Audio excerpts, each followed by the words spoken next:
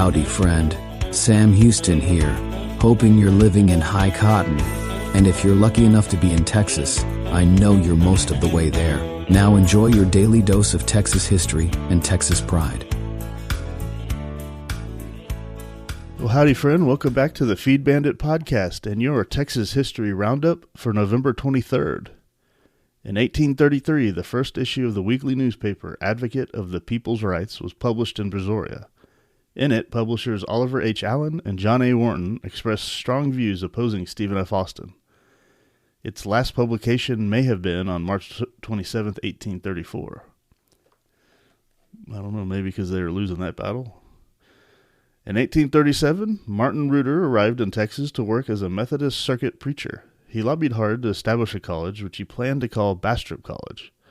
Reuter died in May 1838, and the college that he worked to establish opened as Reutersville College near LaGrange in 1840. It was the first chartered college in Texas, and operated until 1856, when it consolidated with two other schools to form the Texas Monumental and Military Institute. In April 1870, the Methodist Church organized Texas University, later Southwestern University, from four Methodist colleges, one being the vestige of Reutersville. In 1853, Lieutenant Governor James W. Henderson was inaugurated as governor when Peter H. Bell resigned to take a seat in the U.S. Congress.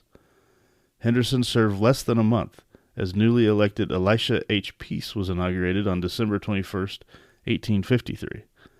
Henderson came to Texas from Tennessee in 1836 with a military company he had organized to participate in the Revolution, but arrived too late for the Battle of San Jacinto. He later served with John C. Jack Hayes as Rangers, proposed the adoption of the Articles of Annexation in 1845, and fought in the War of Northern Aggression. It was not a civil war.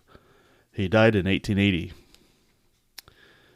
In 1964, Dr. Michael DeBaker performed a successful coronary artery bypass graft procedure in Houston, the first in the country. By the 1980s, more than 500,000 coronary bypass surgeries were being performed annually in the United States. Well, only 20 years later. In 1975, the Dallas Cowboys honored Bob Lilly as the first inductee of their Ring of Honor. Lilly was born in Olney in 1939 and played at TCU, where he was a consensus All-American. As a defensive tackle, he became the Cowboys' first selection in the 1961 draft. He was one of the players who led the team into an era of greatness, including the first national championship and Super Bowl VI. Coach Tom Landry called Lilly the greatest Cowboy player ever. Lilly was the first Cowboy elected to the Pro Football Hall of Fame. And in 2012, Larry Hagman died in Dallas at age 81. Hagman was born in Fort Worth to actress Mary V. Martin in 1931. After working on a ranch near Weatherford, he turned to acting. His first major role was Air Force Captain Anthony Nelson in the NBC sitcom I Dream of Jeannie. Hagman got the role of J.R. Ewing in the immensely popular CBS series Dallas, which ran for 13 years, with Hagman the only actor to appear in all 357 episodes. The inaugural episode was broadcast on April 2, 1978, and he last appeared on May 3rd, 1991. And that, my friend, was your Texas History Roundup for November 23rd.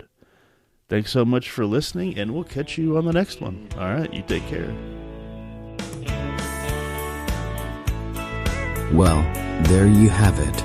If you like our podcast, check us out at feedbandit.com. There you'll find awesome Texas First outdoors gear and apparel.